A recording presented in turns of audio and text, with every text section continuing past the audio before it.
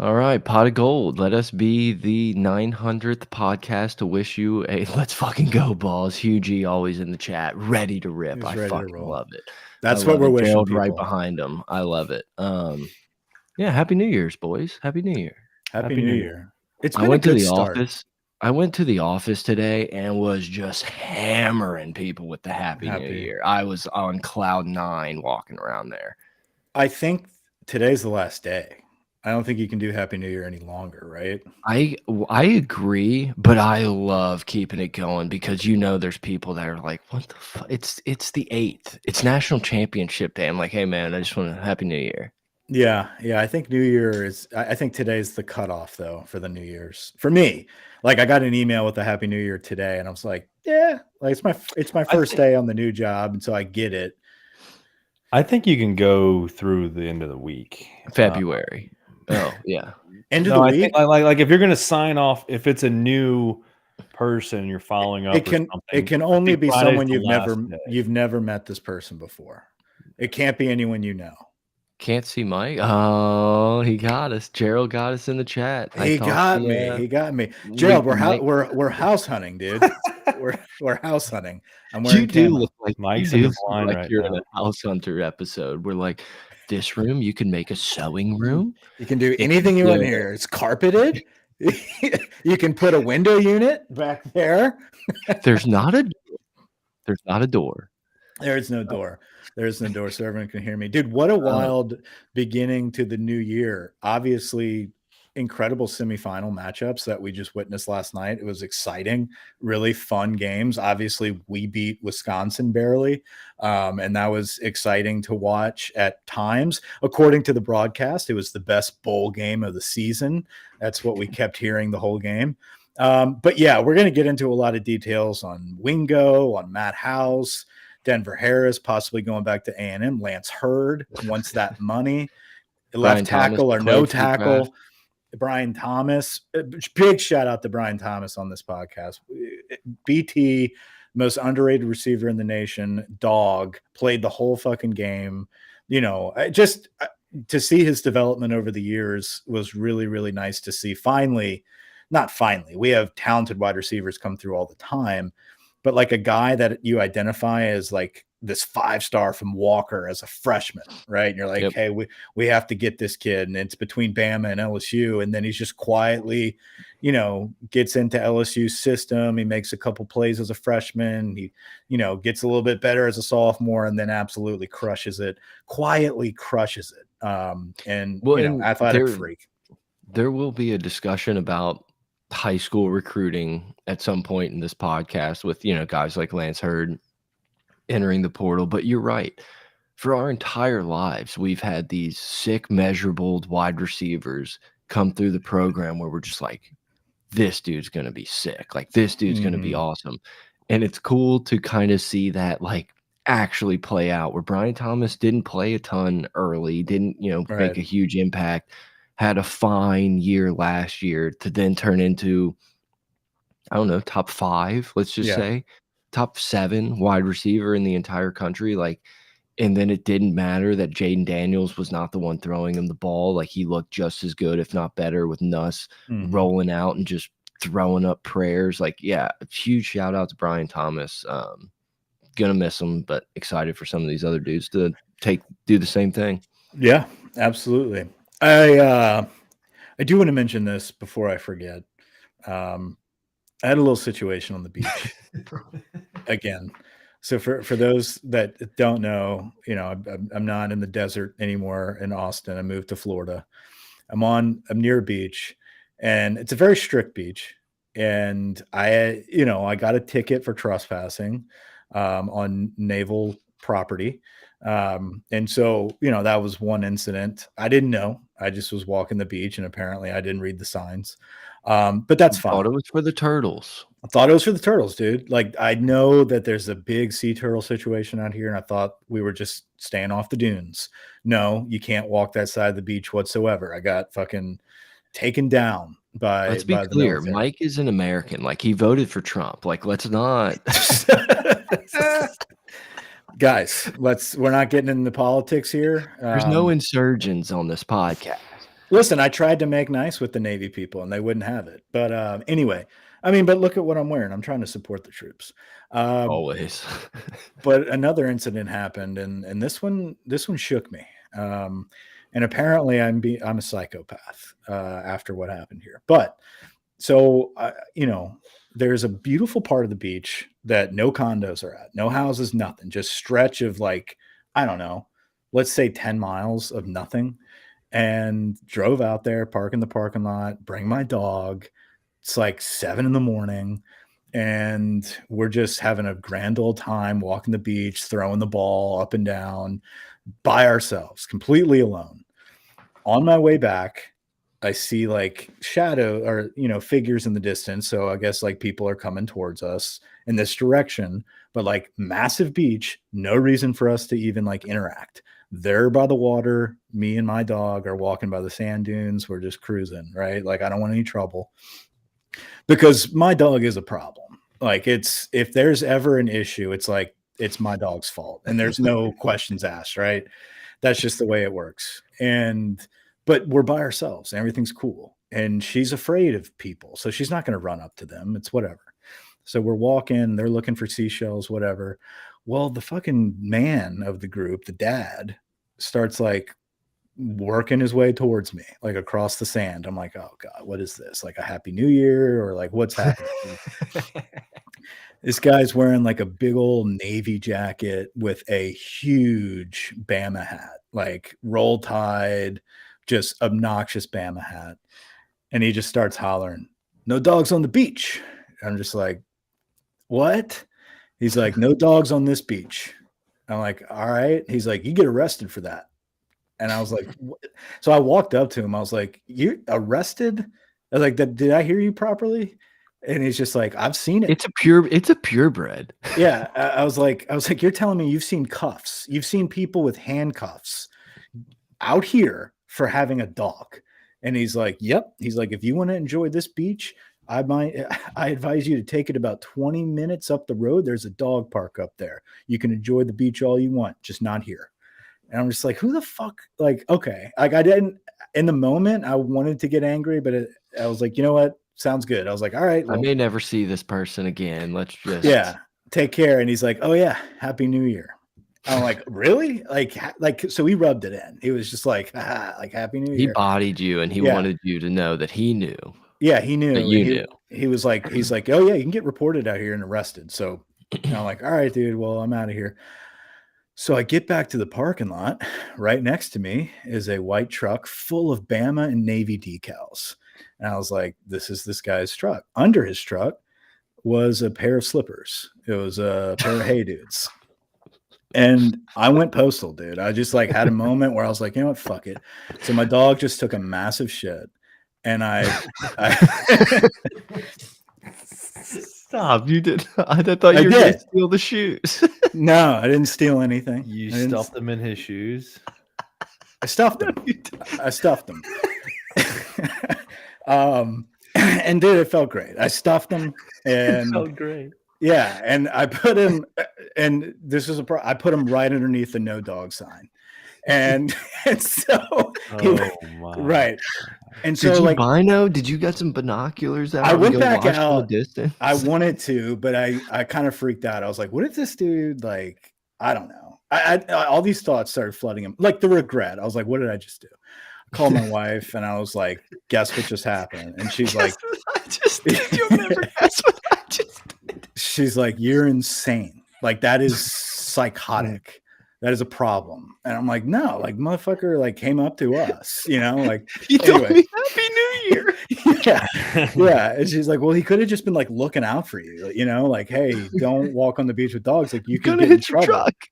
Yeah. You're gonna hit your truck. I call my brother and he's like, Michael, that's terrible.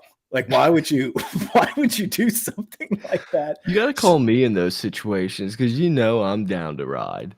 I'll call my dad and he's like, that's great. He's like, he was all the same fucking thing. He was all about it. Now to be clear. That's why you're a junior son. To be clear, it was in a doggy bag. It wasn't fresh shit. It was in a doggy bag. It was shoved up into the toes. So like when he slips in there, he's gonna feel like a little garbage bag. But He'll know it's me. But anyway, that was it. So now, dude, the problem is like it's kind of a small town. Yeah, And so like going back, like you. oh, I'm never going back to that beach. He might Yeah. not recognize you, but he's gonna recognize the dog. Oh my god. Oh yeah, no. dog's done. Like we can't ever bring the dog back out there. He'll be watching. I'm like every white truck that passes, I'm just like, is that a fucking bumper sticker? It's even funnier that we get breaking news in the chat. Charles Turner declared for the draft. Let's go, DJ Chester. He's time to step up. No, but he did have a ton of like Trump stickers all over the truck. So it could be like, dude, that was just So you did feel bad. no, it was just like, hey, it was a Biden loon, like some Biden loon, some wokey stuffed his shoe. Like that's what he's gonna think. So, you know, he's not gonna think it's the Tundra with the Texas plates. Yeah, no red-blooded Trump American would be walking around with a giant poodle on the beach. That is fair. That is fair. right. Yeah, dude, just as an anxiety-ridden poodle. No, but now my wife is now texting me like, I can't believe you're telling people this. Like, this guy's gonna find out. Like, we're in the circle of trust here. This is Us the circle and of trust. 7,000 of our best friends right here hanging out on I Apple. really wanted to give him like a go big blue or something, but I didn't know if like that's what they say. Like I didn't want to be stupid and be like, go big blue, and I'd be like, what, like blueberries? What are we talking about? Blue? Yeah, go blue. Biden, you. Yeah, go big blue, big Biden. No, and then I went and tried to play golf out here for the first time, and I got paired with a member of a club, 82-year-old French man named Didier. And it was just me and him, dude. We had Bo to bail. Didier? We Bo had to Didier bail. used to play ball for LSU. And that's what I told him about that. I was like, I know a Bo Didier. And he's like, yes. We? Yeah. He's like, yes, of course. A lot of Didiers. He's like, but it's my first name. I'm like, got it. But dude, we had to bail out on hole 15 because he was too cold. It was like, did y'all ride a cart together? Together in the cart. It was just like me and this wise old grandfather. And we're just like scooting around. He's like, what do you think of the property? That's Did he good. try to hit your ball? Did he try to claim that your 300-yard drive was his and then he hits it? No. He only used a little 3-wood, and he had a yellow ball. So we were good. Okay. Now I have family members jumping in the chat saying they won't tell. So it's out there. A lot to get into. Do we want to start with Lance Hurd, Matt House, Mekhi Wingo? Do we want to talk about Bowl? Let's go Wingo video. Let's go Wingo video. Room with Harold Perkins. Yeah, Harold Perkins. The only time you can see him on the field is that running back. Like what a joke. What a joke that we can't find a spot for this kid on defense, but yet we're going to play him at running back. Good for him. Whatever. I know he's a running back in high school and he's a sick athlete. He'll be fine. But like, we have to fucking play this kid in the right position. This is insane. What time did I text y'all about that? I mean, it was you didn't know. You thought fucking John Emery was toting touchdowns. I thought the announcers screwed up, and I thought it was John Emery. And then I saw Twitter thinking like, oh, making fun of the announcers. And then I was like, wait. That actually was. I think it was in the middle of me, I don't know, eating breakfast when it happened. Mekhi Wingo has an interesting interaction with Matt House after the game. Obviously, it's a video that a lot of people are checking out. Jacques took it down like 3 times. It keeps floating around. I think there's. I don't know if Nick Diaz did it like he did with Matt Moscona, but I think Charles. Is it Charles the Power or who's this? Is it whoever the YouTube guy is? That's like, wow, like cool, nice guy, whatever. Yeah. But I always say that because he could be a listener. But Charles posted it. He screen recorded it and has posted it.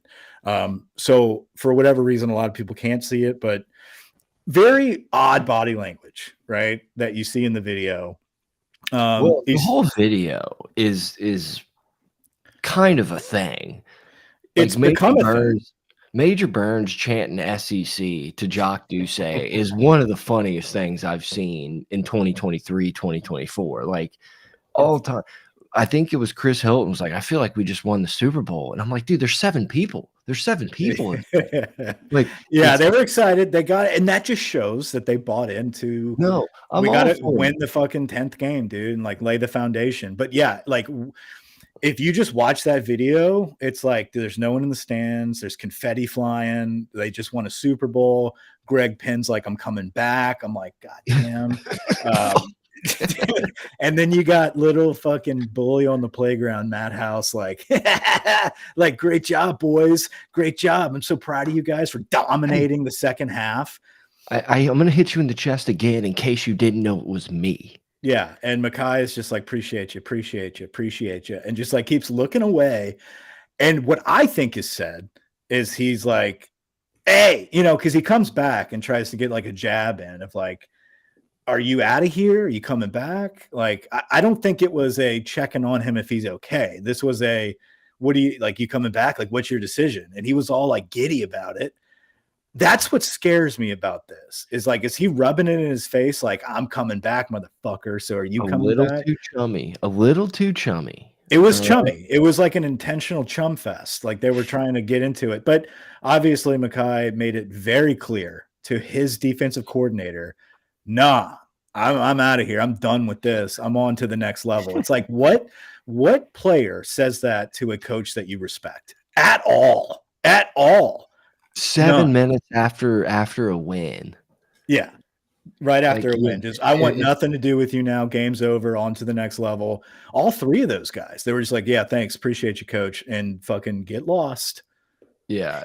Guillory was a little happy. He was like, oh, thanks. Fuck, Guillory's insane. Guillory's insane. Like, DC's giving me props. Guillory is on the same wavelength as like Major Burns, where they're just like, fuck it, dude. If we can overpower somebody even after the whistle, we're doing it. Like, this is the only shot I got. Touchdowns we've given up. Mordecai has more touchdowns today than he had 9 games this season. But I'm going to give him some piece of my mind the one time I stopped someone for a 12-yard gain. Yeah. Yeah. It's embarrassing. And honestly, it's not, I hate reading about how awful the talent is on the defensive side of the football. These guys were neglected. They didn't have, like, they had no fucking coaching whatsoever. Everybody looks the exact same or worse since they showed up on campus. And then you just roll that game into a Michigan defense and you're just like, oh, this is what an organized coaching effort looks like with dudes that get developed. It's a problem. My entire life, I've known like every single player on the field. I'm like, okay, this person's here. This person, oh, that person made the tackle. Sick. I just watch it like I'm watching Syracuse play Rutgers. And like, I don't know a single person on this field. No one stands out. Everyone is just like blurs of people getting beat. If you told me Harold Perkins didn't play outside of him getting a touch at running back, I probably would have believed you. It's like at one point in the group chat, Grant was like, was that this person? I was just like, I haven't thought about who made what play at this entire fucking game. Like, I maybe look for Whit Weeks out there. Like, do we have Sean Womack anywhere? Yeah. But it's just like at this point, like, I don't know. It's kind of disturbing. It's kind of disturbing that we're still sitting here January 2nd with no news about coaching changes at all. At all. And so, I've read some things, some people have sent us stuff, talking about some behind the scenes situations. Apparently there is some legs to the whole buyout situation with Matt House, and that the play right now is to get him onto an NFL roster in some form or fashion. Jefferson declared for the draft. I didn't know Jefferson had any eligibility left. I thought he was out of eligibility. So that's weird that he declared. But good luck. Nothing gets past and these to top kids. off Mekhi Wingo, like, love Mekhi Wingo. Think he's been a great leader, great job, like, coming in the transition period, a guy that won't get the credit he deserves in 10 years about, leaders of the program. Like, good luck in the NFL. We're all team Wingo here. We weren't disappointed in actions. No, he had every right to be disgruntled with the putrid leadership that he had from the defensive side of the football. And let's be very clear here. His analysis of the video in reply to Jacques was strictly that, an analysis of the video. It wasn't an explanation. It wasn't like, no, Coach House is my dog. It was just like, we have a great relationship. yeah, it was like, no, I responded to the question and I was emotional and turned away. It's like, okay. Like, I so was that's what looking we saw. around because I was emotional and be like, yeah, we know you didn't want to fucking maul the dude because you're so pissed off at how this season turned out. We're the Yeah. best. I put it in the chat. The most like upsetting thing watching this great Michigan Alabama game and then watching Washington and Texas go up and down the field was like the entire time I was just like, we could score on with any of these teams. Yeah. Yeah. Also, Washington would have put up 90 fucking points on us. Like, I'm not Every saying play. that, but it's like, give us any defense in the history of our lives watching LSU football, and we're in the playoffs this year. Yeah, it would be nice to be able to like go back in time and just nail the over on every game. You know, just whatever it comes out to, just fucking crush that over. I think we only missed one. Yeah, I would assume so. It was crazy. But I'm still in the boat, and maybe I'm just completely delusional. Like, there is no way this dude has a job. There is no way Matt House has a job next season. Like, that would be completely digging your own grave. And if he keeps him and we see the same bullshit next season, like, fire it up, man. Fire up the coals. I'm ready to light the match, like seats on fire. You can't be that fucking inept to think that this is just a talent issue or a technique issue. This is schematics. This is not putting players in the right position, not understanding your own players' evaluation and strengths and potential and putting them in places to succeed.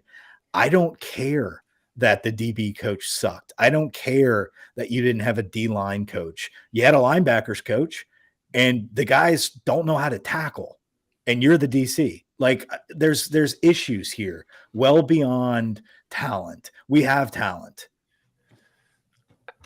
I mean, we played Wisconsin, a historically average offense.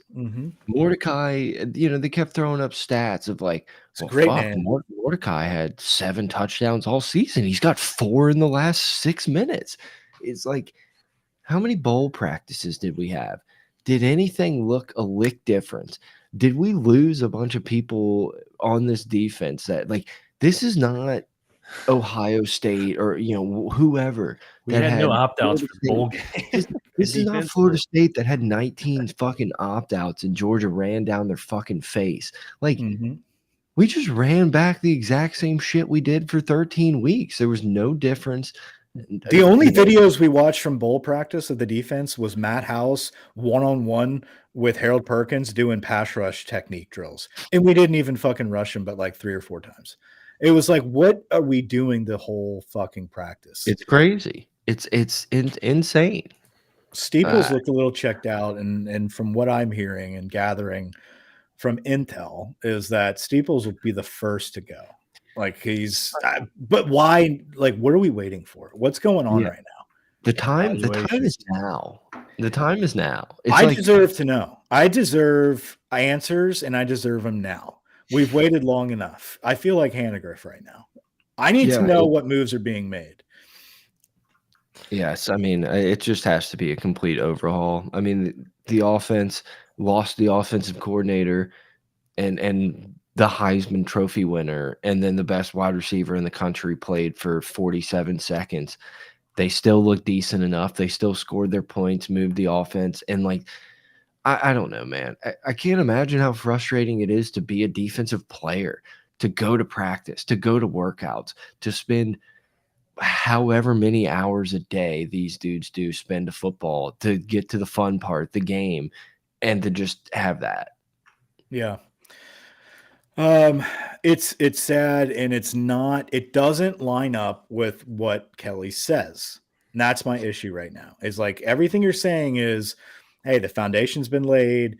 We're going to the next level now. Now it's about staff evaluations and what it's going to take in 2024 to be elite and championship contenders. It's like, okay, that has nothing to do with the group that you just put on the field for 10 plus games, 12 games. We did the same shit, historically bad. There is no way they keep this going. So yeah, we need to do it as soon as possible, for my sake and for our sake. Obviously, it took Polian until February. I know there's a lot of people saying that the Black Monday situation, which is in reference to, for those that don't know, yes, it's in reference to the NFL death day where they fire a bunch of NFL coaches. But like the NFL is a fraternity. You get fired and you fall up, right? Like you land in a different position, some other team in a beautiful city, maybe not. And you're either an analyst or a position coach. So that's probably what I could see happen. But like, do we not know that he's got potential somewhere else already, or do we have to wait till Black Monday like it's a cyber sale? Like, oh, now we're going to hit the market with Maddie. Also, with all due respect, fuck Matt House. Like, we don't need to be trying to get him a job. I know. Your job is to worry about LSU.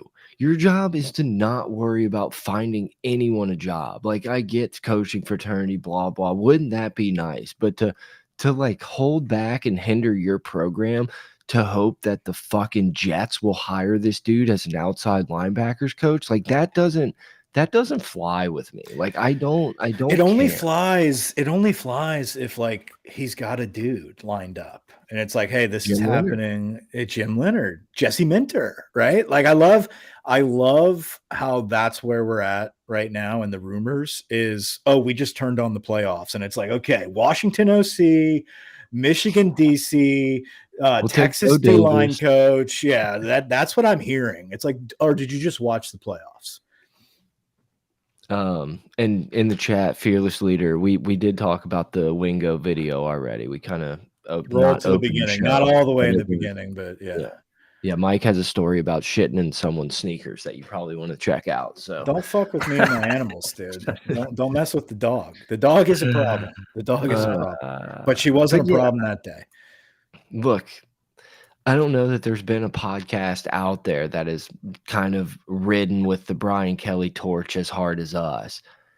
If Matt House is around next year, like I'm gonna be that asshole on Twitter that's just incessantly a dick about it. Like, why not? Why not? It's inexcusable. Like, no, it's open season, dude. It's fair game. Like, I still think things are gonna happen. I'm not sitting here saying we're keeping them. We're definitely not keeping Steve. Brian Kelly may still be going to Michigan. Maybe he's not hired to DC because he's promoting House to interim OC for the Bryce Underwood announcement. Yeah. On a more serious note, Joe Sloan and Cortez Hankton called their first game, maybe their only game. I don't know. We will see. Little conservative in the beginning. But obviously when the nuts were on the line, when the balls needed to be thrown on the table, we stepped up and we made some big plays. And Nussmeier looked great. You know, he definitely looks as if, hey, I haven't played in a while and I'm trying to work through this aggressively. There were some accuracy issues here and there, but man, what a strong arm. And like that first drive where he's hauling ass to the sideline and rips it however far down the field, but keeps it in bounds, like the arm strength and the body control to be able to do that after not playing for so long. Like that's just the beginning of where this kid can grow and develop into. Do I think Nuss is going to be a Heisman Trophy winner and lead us to a national championship? Who the fuck knows? No, I don't think he's a Heisman type of kid right now. But do I think he's a dynamic quarterback? If he's the starter next year, I could see him having probably a better year than Jaden Daniels year one, but you know, a year one where it's like, hey, this dude showed some things. He won't be afraid to go deep. Being a stud. But yeah, I think a lot of it had to do with like, this is the first, you know, we can talk about Arkansas his freshman year in the freezing cold, but it's like this is the first time he's played like legit football since high school. I saw a ton of things that I liked. Like he's Yeah. not Jaden Daniels speed, which no one is, but he's fast enough to get away from trouble. Like he maneuvered in the pocket really well. You mentioned it in the group chat. Like we're gonna have to figure out a little bit of running game to help. Like we're gonna have to do a little bit better running the football, but dude's got an arm. The dude's gonna give And opportunities he knows the to wide offense. receivers. Yeah, I mean, he knows the offense, and he sees the field well for somebody that hasn't seen a lot of action. And that's what I really like about Nuss, is that he understands defensive concepts on the fly, right? He made audibles on the line. He knows this offense. He knows it his felt like we receivers. were a little too like, look, Nuss, it's your first game. We're not Peyton Manning out here fucking Omahawing every play. Like, call what they fucking ring in, all right? Yeah, and that's what we're going to get with Nussmeier, and I love that. And he's got like a Baker Mayfield to him, right? Where Yeah. like, you know, he doesn't look stature wise like a guy that's imposing, but you get out there and it's like, I don't know, guys. This whole bowl season where we had a plethora of backup quarterbacks, I like our guy. You know, like Yeah. I like our guy that's going to be stepping in and leading this offense. Now, you're exactly right. We need to be way more creative in the running game for Nussmeier to be successful in his development. And I don't think, and this is no slander, I want to be very clear, this is no slander of Josh Williams. This is a very appreciative take of what Josh Williams has brought to the table. He's very durable. He's got a role. Josh Williams does play a very, very big role in this offense. But moving forward with the type of quarterback that we're going to have, you need a much more dynamic threat at running back than just a solid pass blocker or a tough 3 or 4 yards. Now, yes, he's had bigger plays than that. I understand. Credit to our offensive line also for being absolute maulers. But it's time to start seeing Caleb Jackson. It's time to start seeing more Trey Holly. It's time to start seeing that home run threat at the running back position that you have to demand respect from. I think Caden Durham's going to come in and get a fair share of carries as a true freshman. With that being the case of you need that home run threat, but we have to be more creative than just some zone schemes, right? We need to be like, look at the semi playoff winning touchdown for Michigan was a 20-yard trap play.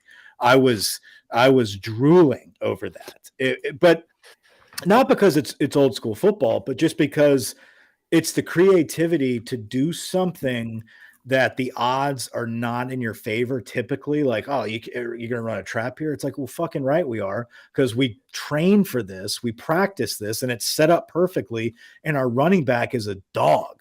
Yeah. You know what I mean? Like, if you have a beast at running back, give them an opportunity to do something creative and deceptive with that defense, and let him hit it. Let him read it and let him hit it. And I think that's what we're going to have to develop. I'm not sitting here saying Joe Sloan and Cortez Hankton had a full offseason to develop and revamp our running game. We didn't need a creative running attack from the running back position. Jaden Daniels was our running attack. We had Jaden all season. So now with 15 practices, whatever the case may be, you kept it as is and you catered towards Nuss's strengths in the passing game.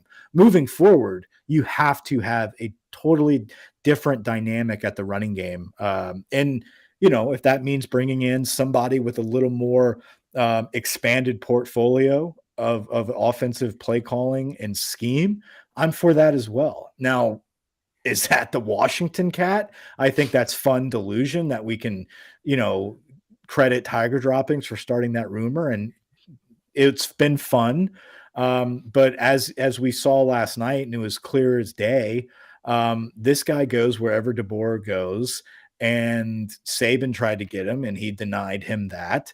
Yeah, but he wanted to have this last year. I get that. Penix.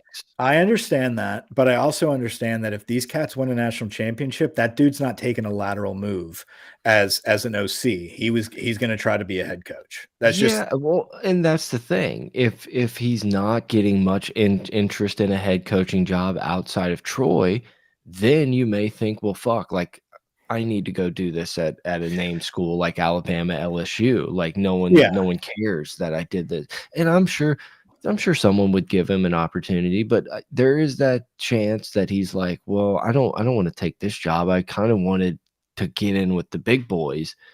And Yeah, I I get just it. got to the national championship game. So obviously I can't go anywhere else here. You know, Yeah, no, I and when I say lateral move, I mean same position. Like OC he's to not OC for right, sure. OC to OC. I'm not saying that. Obviously, the OC position is more valuable at LSU Yeah. than it is at Washington.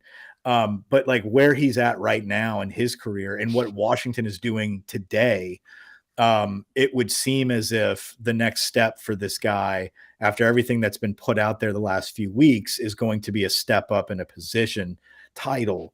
But who knows? I mean, hell, dude, if we're swinging for the fences, go for it, right? Like if we're putting out feelers for a guy like Grubbs, like fucking right, like that makes me feel good. Now, why are we not putting out feelers on the defensive side of the ball and talking and interviewing Jim Leonard or who else? Like I'm stuck on Jim Leonard because it's just like a hot name, but like I also feel like maybe it's happening. We just don't fucking know, dude. Like Yeah, we don't. Well, and that goes back to my point the other day, and then I said it when we got McKinley to commit. We're telling these recruits and these players something. Like there's no way. That's also, I agree with you, and I totally agree with you. And I've been on. How does that not get out then? Right, and that's my thing. It's like these kids are gonna like. Have you read Twitter? Like these dudes don't understand much when it comes to like etiquette and how to like do stuff the right way. And I'm not saying on Instagram Live. This is not a slight on any of these kids, but it's just the fact is you can't trust them just as much as they can't trust you. And so Can you imagine if someone told 18-year-old senior Mandeville High School us who the OC at like, hey, Billy Gonzalez is going to be the OC. That's all over my MySpace, dude. I'd be telling everybody. I'd be wearing like different gear that coach had. Dude, yeah. No. Like I'd be like, oh yeah, remember when I wore that hat, that Florida hat that one day? That was to try to tell everyone Billy Gonzo's our guy. Right. Exactly. Urban Meyer's coming. Exactly. So, like, what could we possibly be telling them? No, I think we're telling them there's massive changes coming, and we float some names out there and like kind of tickle their fancy a little bit. But at the same time, we don't give a fuck what we say to these kids either. That's true. That's true. Like sign the dotted line, and then we're gonna get rid of everybody that you just signed for. Like that happens. Oh, your back hurts. Oh, your back hurts. Can I trouble you for some more? You can trouble me for a glass of shut the hell up. Like that's what happens. But like. I thought Bo Davis was coming. I'm out of here. Like, good luck, buddy. You're gonna have to wait a year. You can't get in the portal now, bitch. Enjoy Pete Jenkins yelling at you for the next 8 months. I don't know. I don't know what they're being told, but like, there's listening to Gabriel Relaford and how he talks. It's like, I don't think you're lying to this kid. I don't know. There's something about him where it's just like, man. They really fucked this. Like, I don't know. And then the fact that like we're leading for Bussy now, like this top athlete that's going to come in and immediately be like a nickelback. It's like, for who? Steeples? Like that's what I was going to ask. Don't we feel like if Corey Raymond, like we would know where Corey Raymond was coaching if it weren't for us? Well, his Twitter account says DBU. Haven't been on Corey's. So we're telling the kids like, look, we're gonna fucking castrate you if you say anything. Well, like, we'll say something like that, or like, hey, we got to keep it a secret. Pull in your scholarship. Or it's like, hey, commit. Kane's money's coming in now, bitch boy. Or like, hey, this is what the plan is. Go ahead and commit, and guess what? If it doesn't happen, you can decommit and sign somewhere else in February. Sign this waiver. You know, like I don't know. Like maybe it's all like a wishful thinking, and like, but Relaford signed. But Bussy and Dominic McKinley still have till February. So maybe it's like, hey, this is what the plan is, but you still have a month or so to see if it doesn't work out because we still need to fucking find this cat a job. And if we can't, we're keeping him. Like that's some broke shit, dude. Like there is no way that's what Brian Kelly signed up for. No, I agree. Like it's fun to bitch and rant about it, but there's just no way we run this back. None. But like that's why he's here. Right? Like he left Notre Dame because of the lack of resources and cooperation on certain things and recruiting and hiring. It's like you don't come to LSU, win the Heisman, win the West, not in that order, and then be told like, yeah, you're historic worst defense of all time. We can't cough up the funds to buy this guy out. Like, no, Yeah. if he wants him gone, the money's there, right? I'm Like, assuming Notre Dame had to cut us a little check. yeah, absolutely. Yeah, I don't care how his name's said. I don't care how many times I hear it. He will always be Terry Busey to me because it's so funny. It may be. I've never heard anyone say it. I butcher names before I hear them. Like The thought of this dude, we pretty much have Gary Busey just like roaming around is just the best. Like all I it's can think of probably is Busey. Now is that you Black say it, Sheep, like him up in the fucking tree with the yeah, high he lived in a yellow school bus. paint. It could be Busey. I don't know. Someone will say it. Bussy. I like I've Bussy. I've heard both, but yeah, but the fact that his name's What about Terry, his name's Boosie? Terry, right? Like we're so close. Terry. Terry It's Terry. Busey is an all-time name. Yeah. Is it Lance Hurd time? Is it? It's time for some Hurd. What a bitch. I can't. It's just shit like this is why, like, and it's happened for years. And Mike and I still vividly remember Mike showing me Trey Burton. Like, this is the next Tebow. There was nothing I enjoyed more for a solid stretch of my life was Rivals recruiting pages and rankings and watching these dudes' films and being like, well, this dude looks like Josh Reed. Like I watched so much tape my freshman year of college from like before Huddle was created, when it was just Rivals videos. I went through every single one of those videos. Rest in peace. I had Josh James's account for Pelican Preps.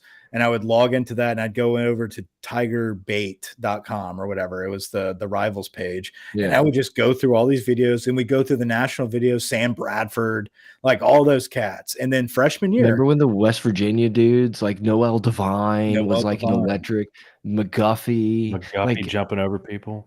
Yeah. I could probably name you 7 dudes that signed with LSU this year. Like I can't muster any of my brain power or energy to like figure out these dudes, because a guy like Lance Hurd, who I'm like, fuck yeah, man, like this dude is gonna be the next stud. Will Campbell's partner in crime. He's gonna learn as a freshman, and then just be like, I think Lane's gonna give me some money. So it's like, and it's like, if you want to go play somewhere else, fine. But it's like, you knew what you were fucking walking into. You knew that you had.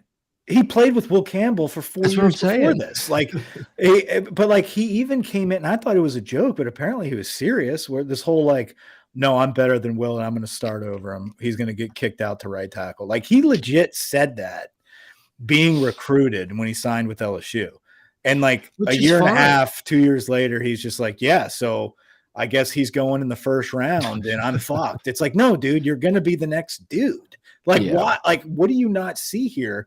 Protect your body and wait your turn. Like, well, and it's like protect your body, but not even wait your turn. It's like, you don't think that you can unseat somebody during the spring and the fall. Like if you're that good of a dude, the best 5 are going to play. Right. And like in the nicest way possible. Like, honestly, LSU has been like incredibly lucky with health, especially on the offensive line. Like you almost can't expect like that to just keep happening. And and I don't know, if you want to go play, fine. Like you shouldn't be waiting around for an injury. I don't know, man. It's just, I just can't muster the energy to give a shit about who commits anymore. Yeah, unless they're going to play immediately, because it's every year it's going to be like, well, are they sticking around? Is this free agency? I'm still sweating my dick off that Harold Perkins is going to fucking go somewhere. Well, I think tonight is it. I think this is isn't today the last day of the portal? I thought it was the 5th. We get until the 6th because we played so late in the bowl. Oh, that's just for us.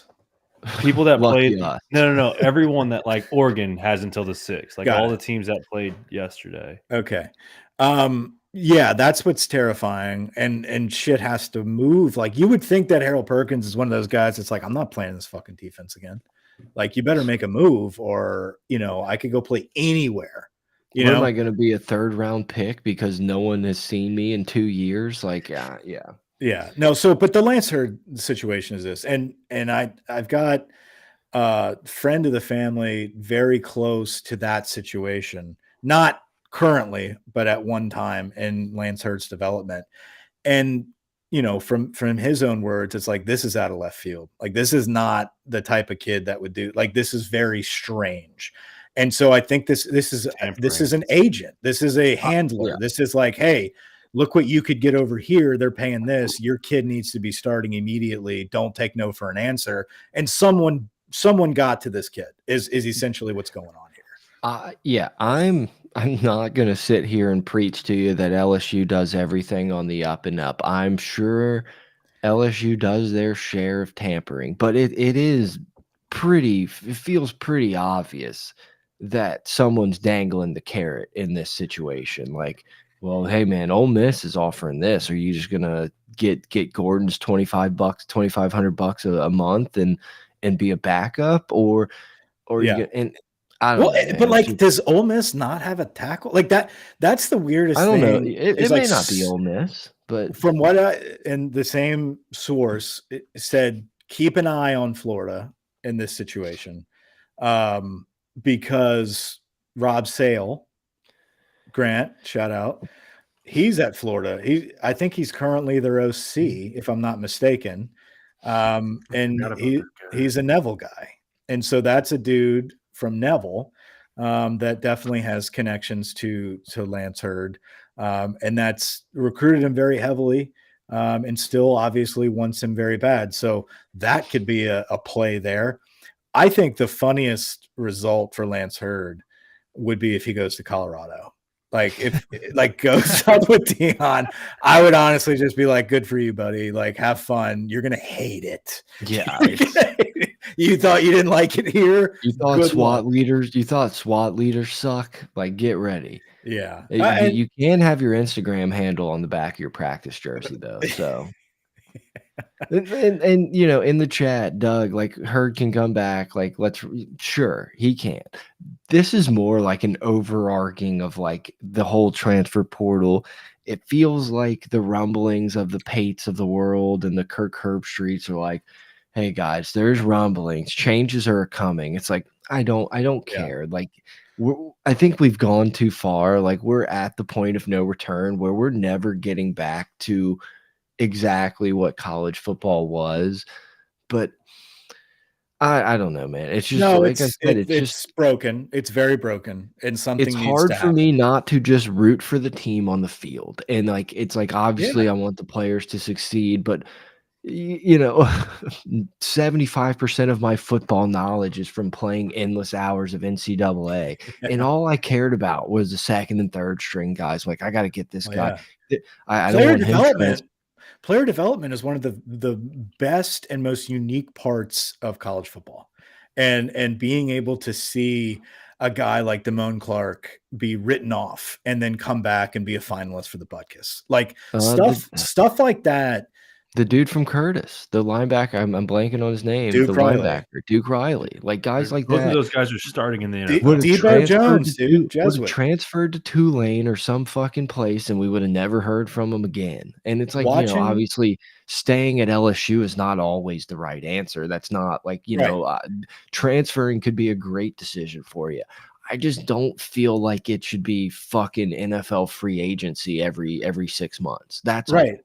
Especially when you're an offensive lineman in Brad Davis's fucking system. Like, these guys are solid across the board, and again, to the point here, I'm the position group I'm least worried about. We have stacked depth like crazy there, and we're recruiting at such a high level. It absolutely sucks to lose Lance Hurd. Don't get me wrong.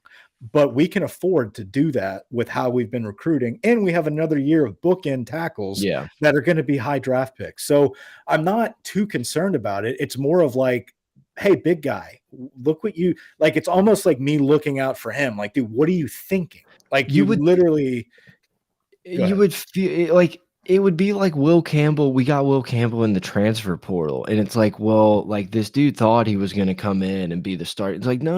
You knew. Like you said, you played high school with this dude. Like, you knew exactly what you were walking into, and maybe you don't think you got a fair shot to win the position. Like, there's so many things that get thrown into these things, but it just feels like it's just the underworld of the transfer portal, which used to be not, it's Yeah. always been there. It's Yeah. just gotten way worse, and it sucks that it happens like right now. Well, and there's just so many, it's just like a groupie mentality. It's because it's now open and legal, quote unquote. It's like people feel obligated to do it. They're like, oh, I'm not playing. Well, I got to be a part of this movement of putting my name in here. Dude, not all these fuckers are good. Like all of these, like the majority of these players that hit the portal is because they're not playing. Yeah. Right. Like they're not that good. That's why it's frustrating when you see a Lance Hurd get in there. You're just like, what are you doing, dude? Like you're going to be this guy very soon and be the next first round draft pick. And dude, injuries happen all the time. You could go in there and those guys will never have their spot back with a guy like Lance Hurd. Anyway, we're going on and on about this. Like and Shaz Preston. Well, Shaz Preston's gone. Really funny there though. I want to read this. There was a post that was actually pretty interesting. It was about Alabama's recruiting of Louisiana since 2018, and how they've really been missing. Say something while I look this up. Well, that reminded me of like On3 posted Dallas Turner declares for the draft and then quotes like, no way I'm staying here another second or something along those lines. I had to like quadruple check it wasn't like a troll tweet. Ain't no ifs, ands, or buts about it. Like, okay. Okay. I mean, we because just you asked you if you were lost happy. the semifinals. Like, jeez, dude. 2024, they didn't sign a single player of this class from Louisiana. 2023, one signee, quarterback Eli Holstein. Not going to play there. Joke. 2022, 5 signees during a transition year. Walter Bob, Lewis, Law, Anderson, and Shaz Preston. Aaron Anderson transferred to LSU. Preston is now in the portal. Bob never made it to campus and is at JUCO. He has no Power 5 offers currently out of JUCO. The other 2 have made little impact. The jury's still out on those. 2021, Kane Williams, already transferred. 2020, Kyle Edwards, transferred to Southeastern. 2019, 2 signees, Softser and Harris. We know the story about Softser. Harris was a beast. Obviously, Christian Harris was a miss there. I believe Ishmael Softser might be in the transfer portal at this very moment. I'm not. Him and his brother. I wish I were joking, but I believe that might be true. 2018, Slade Bolden and Eddie Smith. Bolden, played special teams. Smith transferred. So like they haven't like that. That was a change. Build that wall, baby. That was a material difference from what you saw just the year before that, like 2017. Devontae Smith. Yeah, I was about to say Devontae Smith. That's the only one that immediately popped into my Devontae head. Smith was right that year before, and that's kind of the last time. Where was Moses? Dylan Moses was probably like he was probably the same year as Smith, maybe. No, I do like having a Moses on our side. Like he's a good Twitter follow. He gets me pumped up. He's like, man, y'all ain't seen nothing yet. You think this is a good signing? I think Dylan Moses was either 2014 or 2015. We're getting old, buddy. 16 looks like classic. So we were both wrong, and it was in the middle. Okay, got it. True freshman was 17. Yeah. Sorry. Yeah, 2016 class. But that was in the height of all that. All that to be said, also when A&M, it's when A&M started getting their hands dirty in the Bayou also. They did. Texas started dipping in a little bit. Just last night, they had, a feature on Williams, the Westgate safety, number 2 for Texas, the safety that came in. They were hyping him up because he had a targeting or he had to sit out the first half of the game. And when he came back in, he got burned for a touchdown. So that was kind of fun. But at the end of the day, very excited to see this class though. I am excited about I locking hope to see him. down. Yeah, I mean, dude, they just dominated the entire state outside of Wardell Mack, who's going to Texas as a DB. Everybody else is coming in. We have the top 5. I think we have 9 of the top 12, something like that, or maybe like 10 of the top 12. Crazy. So excited to see that. And then next year's class is very deep in Louisiana, very, very top heavy with 5 stars and high 4-star players. So the recruiting needs to continue. And I think that is a testament to Frank Wilson. We forget that Frank Wilson is the associate head coach. Like, and I think that goes a long way with Brian Kelly going into these homes with Brian Kelly and Frank Wilson as like the final closers in recruiting. And that's who sold McKinley. It's like Dominic McKinley had to get Frank Wilson and Brian Kelly to go spill some beans to get him to flip. And we can also sell these dudes on like Frank's not going anywhere. Maybe a few years ago, Frank wanted to be a head coach. Like I think this is like Frank's job, like almost as we felt like Corey Raymond was for so long, where it's like, well, that dude's just our coach, like he's ours. Frank needs to grow like a big white beard. Oh my god, yes, dude! Like the fucking former Bears coach that was coaching Illinois, Lovie Smith. Like, yeah, no, he needs a deep Santa Claus beard. Him giving those incredibly inspirational speeches in like the trough of the bathroom of like the shitty away stadium with that like a Gardetto hanging from the beard, dude. Just fucking like, yeah, I'd love that. The only brown in it is fucking dip spit. I want to see Frank gain a little weight too. Like it'd be fun to see like a little bit of like a him and Brad Davis hit a few more buffets together. It's like a thick Frank, and just like we remember him when he was fucking sprinting down sidelines. Look at Frank, dude. Look at young Frank. He looks like he could get 100 yards in a bowl game there. He does, but Les, dude, what is that? What is that pose from Les? I love it. I mean, describe Les Miles in 0 words. Yeah, and that's kind of what wait. Look at the picture. He knows the picture's being taken. Like that's the only reason he's doing that. On that shirt. I have that, I think. I have his, like I have multiple shirts of Les Miles that I just like I guess stole from the ops building. I have multiple shirts like that are massive that have LM written in the tag. Save that. I was about to say, so they like the coaches have their initials in the middle like that. Oh yeah, I have my equipment. So like that's like the workout, like old like workout shirts and stuff. And so like everyone that worked for the team and like the players they went to like numbers, but like I have like that almost exact shirt with BW in the ball. That's awesome. I am looking forward to seeing DJ Chester at center. That is going to be fun. No, I mean, like Charles Turner, but even watching that game, I had that thought of like, I'm kind of ready to like transition from this, like, hey, we got a reliable guy that we can trust to like, hey, we're putting this sick dude that we recruited our ass off to get in. We're going to have, right. We're just going to like have dudes at every position and not like, Charles Turner's really smart. Like, blah, blah. It's like, no, we got him ass kicked. He got his ass kicked a couple days ago. Hey, play better than the Bama center did. Yeah, that's true. Let's talk about Tommy Rees. We were Oregon playing Ohio State away from the most perfect day of college football that like we've ever had. It sucks that Oregon played Liberty and we didn't get like a true LSU game's over. We got like kind of a marquee matchup here of Oregon and I guess, Ohio State type team to then lead us into an unbelievable Rose Bowl and then great nightcap.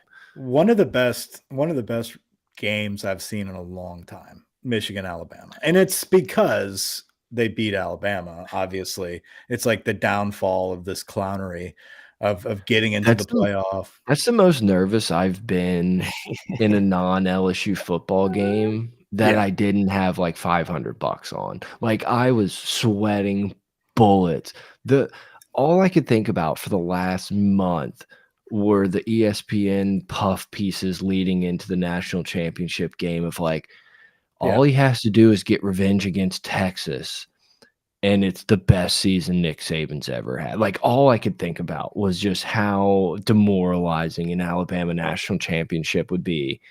And to just have, and like you said it, man, it wasn't like we threw a trick play. We just ran a fucking trap and down their bullied throat, Bama, dude. and then watch Tommy Rees shit his pants. Like, chef's kiss, man. Like, a great game. It's nice to see the disease of Brian Polian has spread throughout college football because no one can catch a fucking punt. Yeah, dude. No one. Dude, it was the most we did I've ever seen. I'm done, dude. Thank you, Clayton. I felt like the GIF. I felt like the fucking Leo GIF of like, I've seen that before. Every play, there was just something. There was just something off with the ball, dude. Even Texas, dude. Texas just drops the ball mid-run. Like that, like that was crazy. Like everyone was just so fucking on edge, but they played like that because every play mattered. Like, and that's these were the games where like every drive, if you fuck up, like that's it. Like that's the game here. Grant, you were trying to reverse jinx it the whole time. The whole time. First quarter, he's like that drive kills the cover. I'm like, no, the missed extra point. That just cost it. I didn't know that ended up being a just blessing in disguise. Yeah, but like I was like, did you not take the bet, and you're just fucking with me because I said this? Like, where are your suggestions here? Like that's one of the funnest overs I was able to ever complete. That was awesome. Overtime over was awesome. There's and nothing the fact better. that it was against Bama. There's nothing better than an over being told, and it sucks now because like college football goes to like the 2-point conversion shit, so you don't get it as much. But there is nothing better than being like 20-something points off on the total and them just keep getting it for you in overtime. There's just nothing more fun.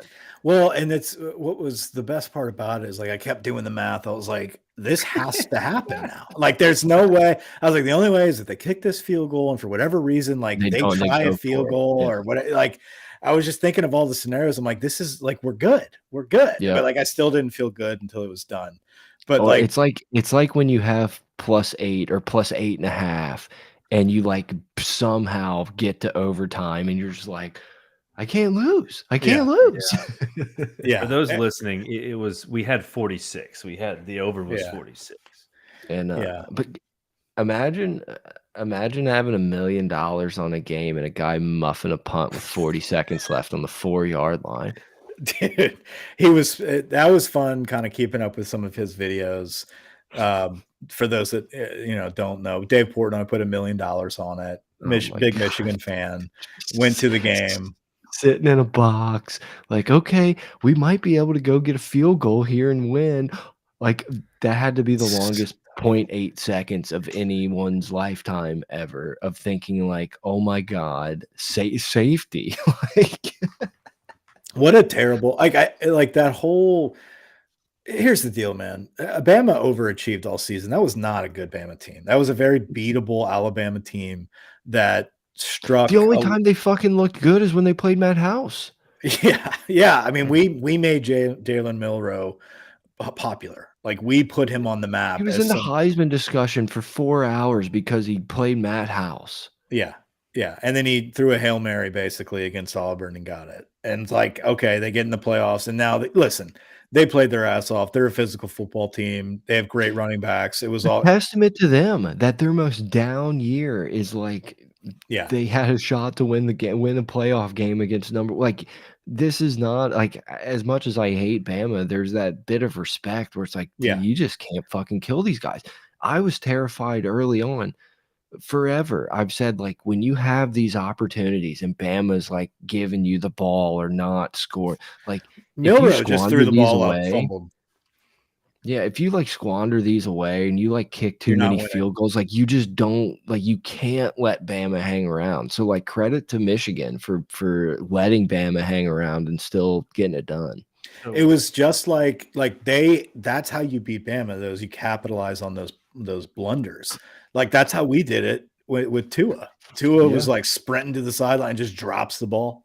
Remember that? It's like that's what Jalen Milroe is doing, just running and just drops the ball. And just that's the crazy like turnover that you need. That's like, okay, we're in this game now. The crazy thing about Bama, like the last 2 years, like, oh, last year they were on the decline. They lost 2 games on 2 plays. Like it is what it is. I mean, yeah, they get lucky, but they lost to Tennessee on a last second field goal. They lost to us in overtime. This year, their only loss was to a team in the playoffs. And then they lose in the playoffs. Like, I think Washington would dice them up, to be honest. Like they would lose by double digits to Washington, probably. It would be a high scoring game, but like they would not be able to stop anything that Washington does. I don't think so. Yeah, and look, man, Michigan's got a good defense, but Washington's going to be able to score points. They better hope that they can run it down their throats. Yeah, and listen, Penix is a dude. He is absolutely a dude.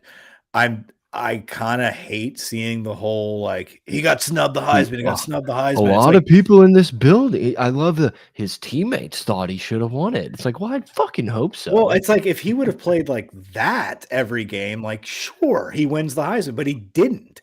He had a slump. Yeah, like he had a couple games where he didn't do shit. No. At one point, they threw up his stats and they were like, "Oh, this is the number 4 best quarterback performance in playoff history." I was like, fuck, that kind of hurts a little bit. And then they threw up the graphic and Burrow was 1 and 3. I was like, that's my fucking guy. Yeah, it's like we own half of that. I think Penix was phenomenal. And I think he just I don't know what, like left-handed quarterbacks creep me out. Like there's something about the throwing motion that I'm just like, oh no, he doesn't know what he's doing, but it's just so perfect. Like everything he throws is so swing perfect. passes look like they're like going. Why are they rolling him out left? Yeah, it's very strange. It's not going to work. Speaking of the Washington game, like obviously sucks the dude got hurt and everything, but like what a hilarious sequence to end that game. I tried to quit on that game I even put in the group chat, I was like, I really wish Texas would make this interesting. And I'm like, man, I got to go to the office tomorrow. I should just turn over and go to bed here. But I'm going to stick it out because it feels like something's happening.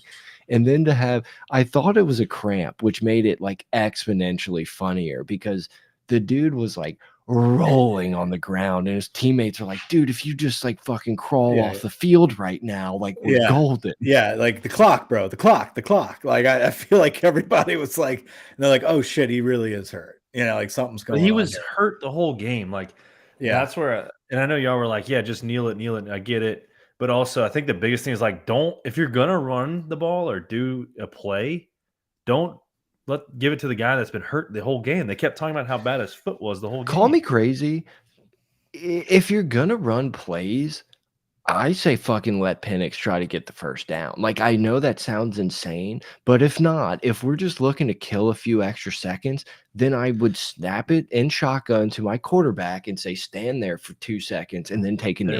There was going to be 15 seconds left, no matter right. If he knelt. There's nothing you can do. If you want to go for the first down and say like we're ending it, like I guess I would like tip my cap to the aggressiveness, but like you get in the shotgun, you snap it, and you let Penix fucking waste time back there dancing around, then take a knee. Let him run to the 50 if you want. It's the back pedal, take a knee the minute someone gets close to you. That's what had to happen there, not handoffs. That's fumble prone. You never put it in the air. Like you don't do any. You fucking back up and take a knee. That was crazy for me. Kind of off topic now, but like thinking about coaches' decisions, like how about Luke Fickell just being like, it's 4th and 4 in a bowl game on the 50 against Matt House? No way. Send out the fucking punt team. It's like, oh my god, what are we doing? Like, you get paid so much money to not be a bitch. Right up the gut, just churning yards with these fucking Mike Alstott running backs, and we decide that 4th and 4 is too many yards and we're going to punt. Absolutely. How many times did he do that? Like 3 times? How much I have to imagine that over the course of the month preparing for bowls, you've probably watched every snap of the opposing team. Yeah. And to just be like, send out the punter. Like they're on today. Mind blowing. Have you seen? Have you seen There was Penn? have you seen Greg Penn, dude? His technique. Did you see Harold Perkins score that touchdown? We should not be going for it here. No, there was a play. I don't know if it was like I accidentally hit the quad box and it sent me over to like the command center view or something. Dude, so And pissed. The it only was- stream that had all 3 games. Yeah. And it was like the backdrop. It was like, like the box footage basically. And it was right before the play happened. And I'm like, all they're going to have to do right here is run a gap. Like we're offset towards the weak side. And we've got fucking Whit Weeks playing like way out. Like there was just what I'm trying to say was you could sit there and watch the different camera angle and be like, that's where they're going with the football and they're going to get 10 yards. And that's exactly what happened. It's like, that's like, what are we doing? It's crazy. It's absolutely insane. They should have I ran don't the know. ball a lot more. What else? Ohio State not scoring a point. Oh, dude, Ryan Day.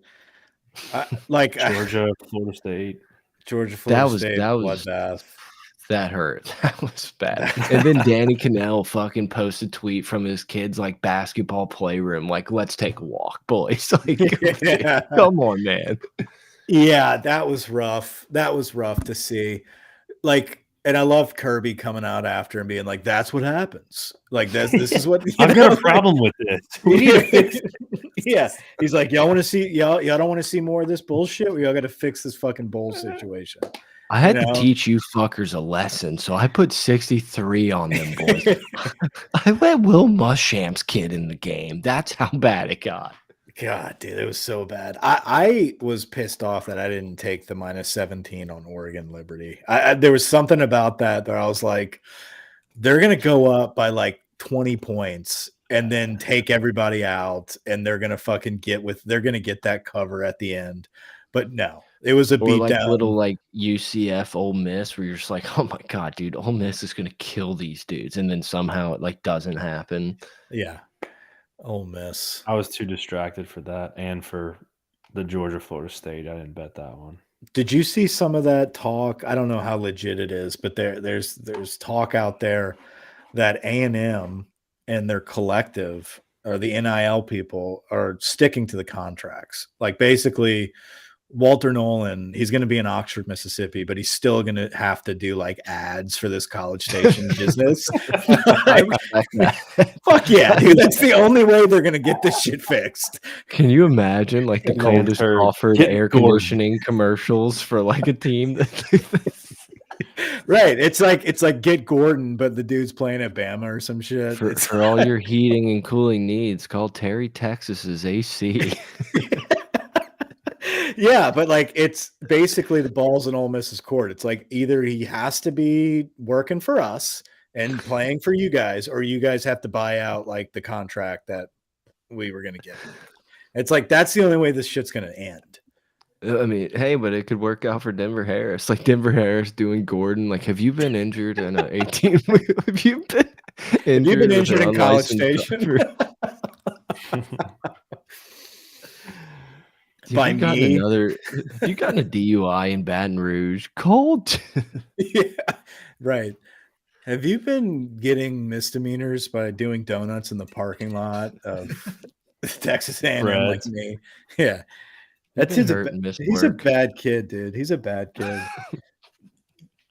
I don't know anything about Denver Harris. I wish he could have been fucking good for us, but like that, like going into the season, it was like we got Denver Harris, we got LaTerrence Welsh. Like we're gonna never trust Jordy. Like when Jordy's riding for something, just fucking fade it. Yeah. No, I mean, I think it sums up perfectly that like 70% of the people who posted Denver Harris in the portal had to use a picture of him in Texas A&M clothes, like entering the portal. I think that kind of says it. Well, he didn't even take team picks. It does suck that like, I guess we're just like never really gonna know. Like did Deuce and Denver like try to burn down the fucking? Oh man, there's like I see people like out in your backyard or something. Like I saw that in my reflection as well. That was creeping me out. Look out. Are you on the second floor? Yeah. Someone come It's the poop guy. It's a fucking Navy SEAL climbing up your scale and you're fucking. His YouTube live in this. I've been watching your show for a long time. Oh, I pal. found you, motherfucker. I might have to find the replay. Yeah, dude. I really- think no, Kelly's a vault, dude. Like, I feel like that's the one thing about Brian Kelly is like, I don't think you're ever gonna get any type of stories. You're not gonna get any truth. Like, he's a vault. He's not gonna tell you what's going on. Shout out Dabo for treating the fucking Tax Slayer Bowl like it was the national championship. Like, all due respect to him, like on the ground, like tears of joy as a field goal goes through the net. Massive shout out. Yeah, no, I mean, he's gunning for a top 10 preseason next year. That was his goal. We'll see what happens there. I already put together my, way too early. I was trying to throw some teams in here to see what we got going on. I do have Clemson in the top 13 though. So we'll see. Look out. Look out. Okay, Cole Klubnik, Clubs. year 3. Year 3 with the clubs.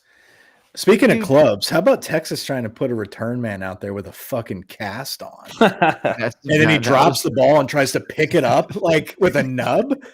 Like, what are you doing? We don't have anybody else. Like, what is this? Fucking LSU where like you're playing the bums on return in the return game? It's just that's the type of shit that I'm just like, Sarkisian can like dress like a stud, live under the Saban house of, the tree of coaching, be the guru, paid $8 billion. And they're just, college coaches are fucking insane. Like they just are clowns for the most part. It's what happens when I was just gonna say, speaking of that, like after watching Jim Harbaugh, how the fuck, like how is this dude just gonna bolt to the fucking Chargers? Like, because I don't dude, think he's like, going to be kissing allowed to people. coach in college football. I think his fucking just like trash that he's been doing. And like, I think there's so much shit that he does at Michigan that they're probably like, dude, you can't come back here, man. Like, thank you. But like, you are not like, I think Michigan wants him back, but I think the NCAA is like, Jim, No not chance, buddy.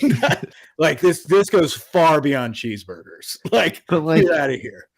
to like go from that to like winning a Rose Bowl, like the player development, like all that stuff, to then just be like, yeah, I'm just gonna go to the Chargers. And, I'm taking play Jesse for it. Minter.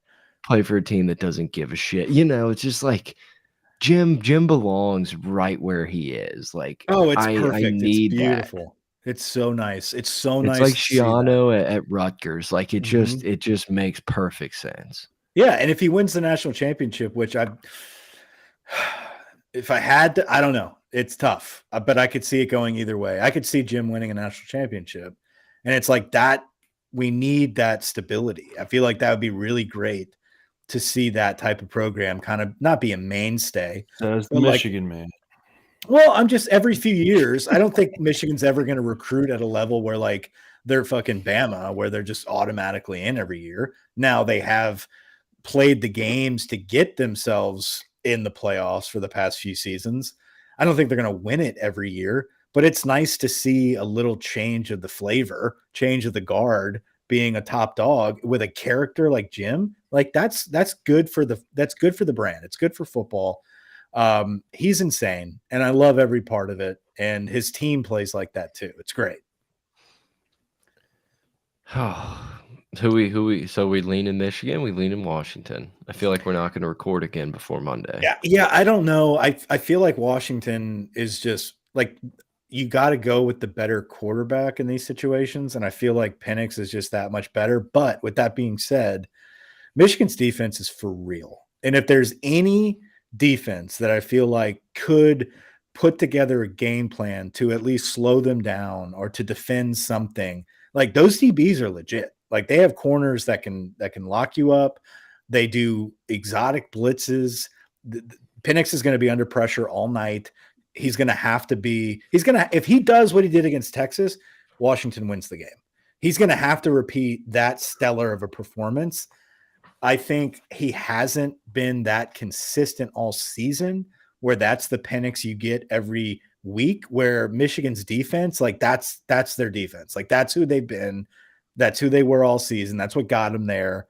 The offense is good enough to move the football. They play bully ball. They're going to slow the clock down. You can make a case for Michigan to do this. I don't have a good feel either way, though. I almost kind of feel like I did with the Texas-Washington game, where it's like, I think it was right around 4.5 also. It's like, if you made me pick just the line, I think I would roll with Michigan, like I kind of felt like I wanted to do with Texas. But like I would tease Washington in the over, and that would be my play for the game. I was going to say real quick, 10.5, 49. Going back to Texas, what happens when Steve's knees go out? Like, he's a squatter. He squats the entire game. Did you notice? Like the whole game, he's in a squat position on the sideline the entire time. There will be a time where he eats too many fucking breakfast tacos, and he is not going to have the knees to support himself, and he's going to have to stand up, or he shits He'll have a little burnt orange chair on the sidelines. He will never shit himself. He wears all white too much. He's that guy did shit himself with white shorts and he said it was coffee. Fake news. Fake news. He came back out. Don't try to pull that fucking bullshit in this chat, Grant. Grant, how do you feel about the game? What's your take on that? So you said you're picking Michigan. If we're picking, are we doing picks right now? Oh, I don't know. My take. If I had to choose today, winner outright, I'm going to go Michigan. Do they cover? What is it right now? 4? 4.5. 4.5. I like Washington in the points, but part of me thinks that like Michigan is maybe going to bully this game. If I could get 10, if you would let me tease it, 10.5 over 49, like sign me up for that. Can't. I think Michigan's going to run the football. Like Michigan's going to run up and down and keep them off the field. But the deal is Washington, when they score, they're going to score fast, right? It's going to be one of those deals like you're banking on Michigan's defense to win this game, because offensively they're going to do just enough to keep them off the field, and they're going to run it at will. Like they're going to bully. They bullied Alabama's defense. They're going to bully Washington's defense. It's just, how can you keep Penix off the field enough? And if you do, you have to limit the big plays. And I kind of side with that defense to limit the big plays in this game. There was a lot of yips yesterday, none from Penix, but as a collective, if they can, if they're a little yippy and Michigan's defense is on, I think it's Michigan. Well, and it was brought up in the group chat, but there was a possession or two where Washington almost felt like, holy fuck, how are we here? Like up 2 scores, and then they almost blew it. I guess let's just keep slinging it around, which like part of me likes and respects, but it's like there was that one drive, I think it was after the Texas turnover, where you're like, well, this game's over, and then Washington had like a 30-second drive. You're like, okay, well, y'all did nothing there. It almost felt a little like, holy shit, what do I call here? Like a little flying a little too close to the sun situation, and maybe you got those jitters out against Texas. I don't know. So it would just be weird to see DeBoer, and this is more like the emotional storytelling side of things, hoist that trophy and like own this season, compared to like Jim Harbaugh finally getting past the first round and then blowing it to a first America's time team, like a Washington team that just, I don't know, who knows. Washington's great though. They're good. So that was exactly what my take of the game was going to be. It's like, my bad, dude. No, it's good. I can't really see it. It doesn't make sense to me to see Washington lifting the trophy, but at the same time, they've kind of done. I mean, Michigan has too, but they've kind of proved everyone wrong all year when they ran the table. Oregon was going to beat them. Oregon was going to beat them. So I think, in contrary to Penix being the player that needs to do what he needs to do, I think J.J. McCarthy played his ass off against Alabama. And talk about a rough start. Can you imagine? No, but he rebounded in the second half. And if you look at his Gus does that, previous, throws a pick on the first drive, he's dead. First play, we just lofted up to the DB. Luckily, his foot was out by a quarter of an that didn't inch. make any sense.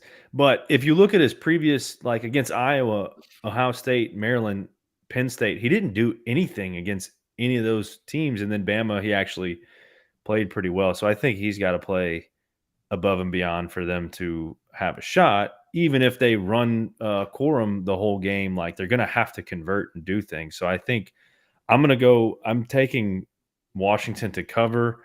I don't think, but I think they cover. It's just hard for me to say they're going to lift the trophy, you know? It's tough. But at the end of the day, with all said and done, I think Georgia is the only team that can make a case of like, oh, we got snubbed. Outside of that, like this is the two best teams. These two teams are really good, and I'm happy that this is the national championship. Like this is going to be a fun game.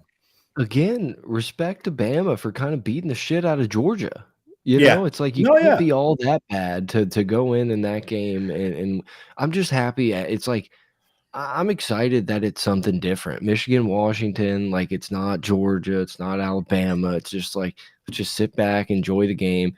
You know, it would kind of suck for Texas. It would be kind of funny to be like, well, the SEC has won like this many in a row still. Yeah, right. But like, it's nice to have Texas not rolling into the SEC with a national championship, recruiting on fire. Sark's the new Saban. You know, I have no dog in this. I'd love to see. I think the most funny storyline in history of sports is Jim Harbaugh involved in a massive cheating scandal, suspended, wins the national championship, and then bolts.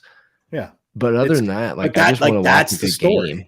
Yeah. That's the story. It's already written. And that's why I feel like this is Michigan's team. This is Michigan's team. It's not like, oh my God, Bear Bryant and Nick Saban have combined for $800 million this, and like Texas is back. Like it's just nope. It's like it feels like everyone is kind of in agreement, like this is a great Washington team. Doubt we're going to see them being here all the time. And then the uncertainty with Harbaugh at Michigan, it just kind of boils into a fun game, I think. Yeah. No, I'm definitely excited for it. I'm glad we don't have to wait another month and we just can go another week. Hopefully the game starts on time and we're not up at like midnight.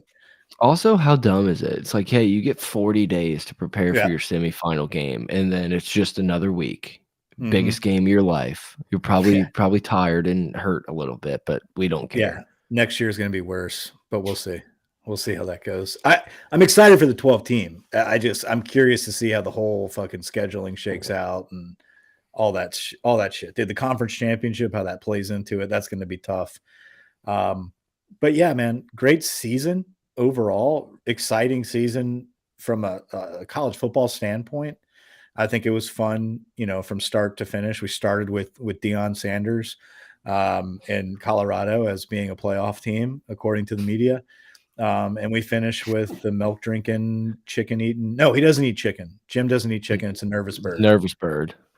Yeah, we get Jim Harbaugh and Washington dueling it out for the national championship. So it should be interesting. Jim's energy. That's that. I'm glad you reminded me of that. There's two things I'm sick of. This is get off my lawn. One, the celebration. Stop it. Like, let's think of something. I know we created it. Thank you, Malik Neighbors. Like, that's awesome.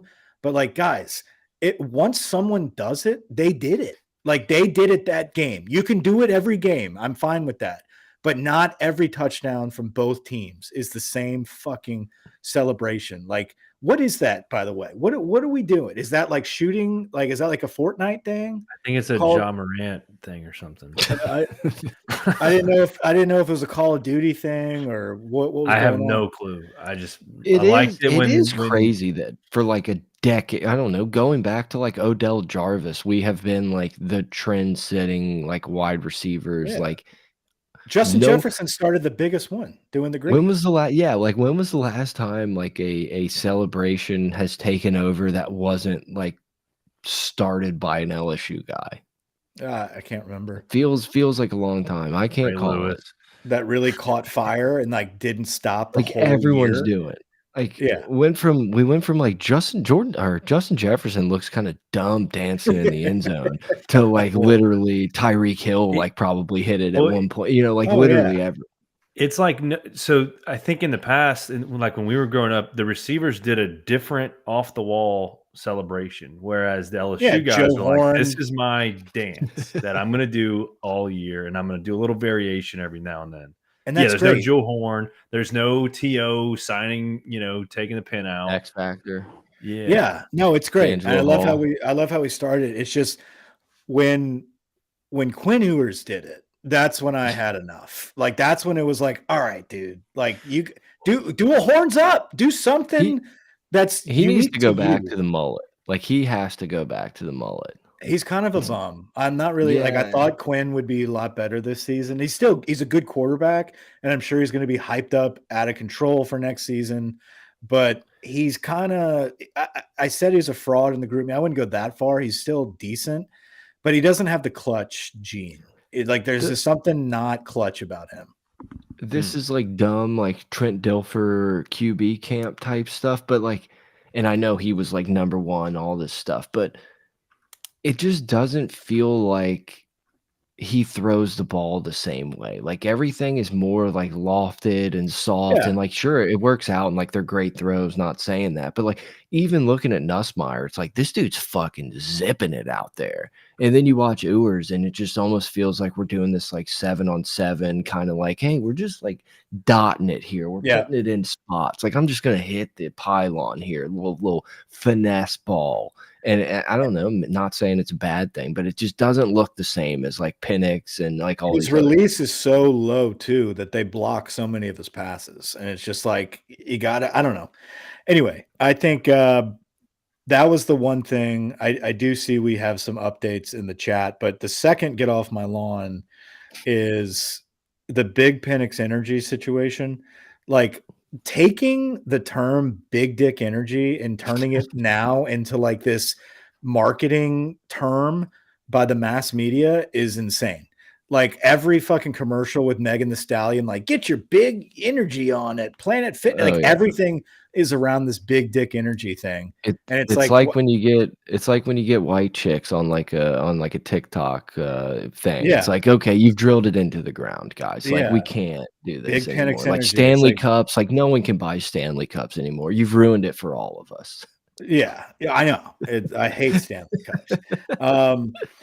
But with that being said, that's America right now. Jaylen Brown enters the transfer portal.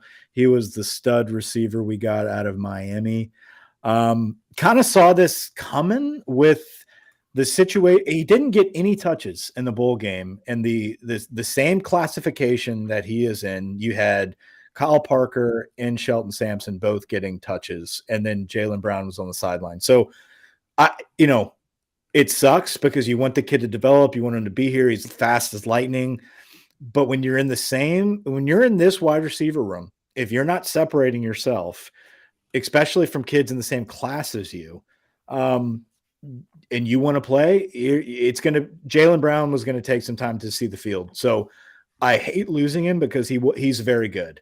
But Kyle Parker obviously is He probably very good. wasn't getting a lot of reps next year. Yeah, next year he's not going to get a lot of reps. Shelton Sampson's going to get reps. Kyle Parker's going to get reps. Kyron Lacey's coming back to take most of the Aaron reps. Anderson may Aaron end up Anderson's being back. a guy one day. Chris Hilton's coming back. Chris Hilton had a hell of a game. So The new Brian Thomas, people are saying. Chris Hilton is blazing speed. If he can get his hands to be as consistent as we saw against Wisconsin, he's going to be a problem. Kyron Lacey making room for Shaz. Kyron Lacey is a guy that you need in that wide receiver room. You need that stability, that senior led attitude to help guide that next transition, that next crop, which included Jaylen Brown, but we're going to backfill. We're going to have dudes. I think Aaron Anderson almost had his day. He almost had his play. He got his head also almost off. killed him. Yes. Yeah. Nuss is going to get people killed. That is definitely, I was praying to God he did not get Malik Neighbors killed before like Dude, a like the yard, first a time yard Malik away. Neighbors had the ball, like the dude gave him an extra little like out of Yeah, he bounds did. tackle. I was like, oh my god, not his leg. Oh. Yeah. But that sucks. Jalen's in the portal. We got Austin Osbury. It looks like committed. All of this, we're just going off of Gerald. Who knows if this is real or not? It's true. Okay. Sources close to the program. We know Gerald would never screw us like that, but we're just reading the chat here. They're both in the portal. And Jair Brown from Ohio State cornerback allegedly committed. That'll be announced pretty soon. I just read that. So he's from Warren East, originally from Warren Easton. That's news. That's the kid. Okay. So if Montauk posted it. Well, I don't know if that's what he's talking about. The other two, Austin Osbury is confirmed. Jalen Brown is confirmed. I just read the other thing, Jair Brown. It's not announced yet, but it's happened. Jair Brown, he was the guy that you said he was at Warren Easton, but for a year, right? Then he moved out of state. I think he's the kid. He committed. He went to Ohio State, but he also was in high school up there. I don't think he was at Warren Easton the whole time. He was at, here's his bio, Lake Lakota West, Ohio. Yeah. So he started at Warren Easton, transferred up there. Nice. Frank's always on top of these things.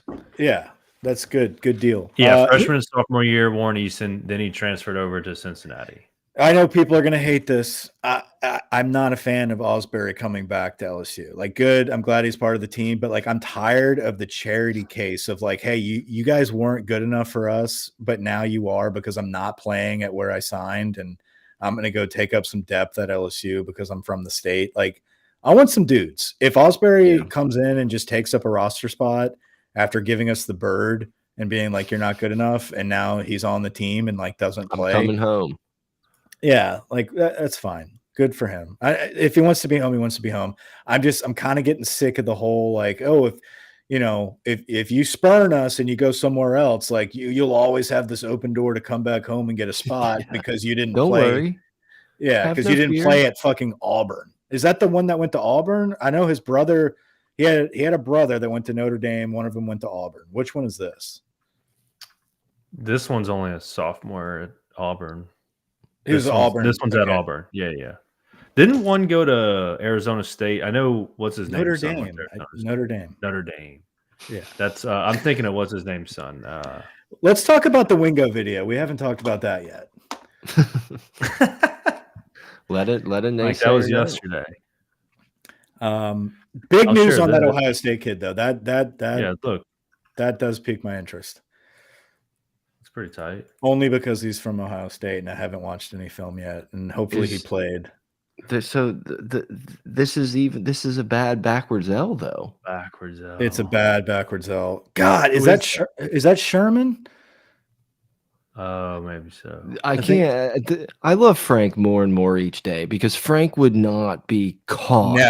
Never, ever fucking doing this backwards L bullshit. Like, wait. So his L, the player's L, is just normal, but it's back. It's not the right way, but it is the right way. No, this gets into stage left and everything. You know. Wait, so both Frank and his L's are technically backwards when you look at this photo.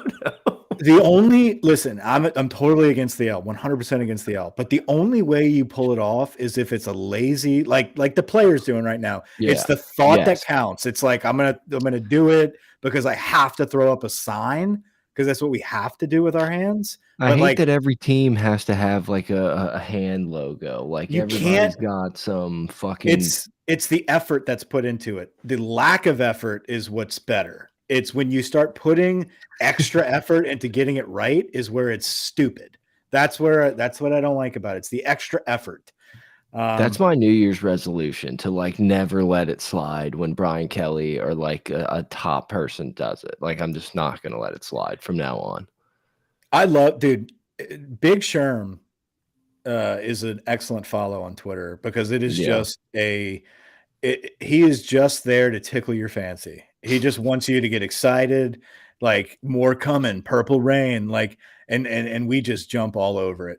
By the way, is this like the third year in a row we've taken Ohio State DB transfer? Yeah, yeah. Yeah. So like hopefully we'll go 2 for 3.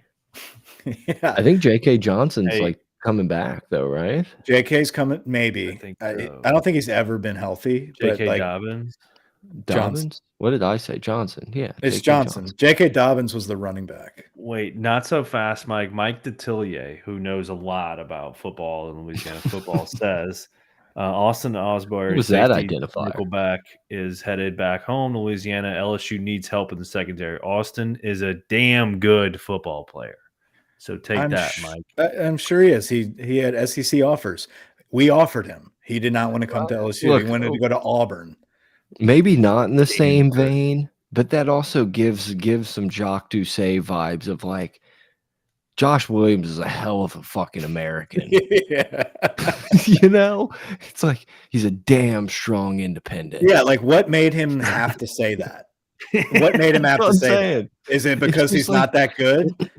Yeah, it's just literally just like I saw on Twitter right before we got on here. It was like a quote tweet of Aaron Rodgers on McAfee's show, like talking shit about Jimmy Kimmel. And Kimmel just writes this fucking blog post of a retweet about like how you'll never find him on an Epstein flight log, blah, blah, blah. And I'm like, now all I can think is like, you're definitely on this fucking list, Jimmy.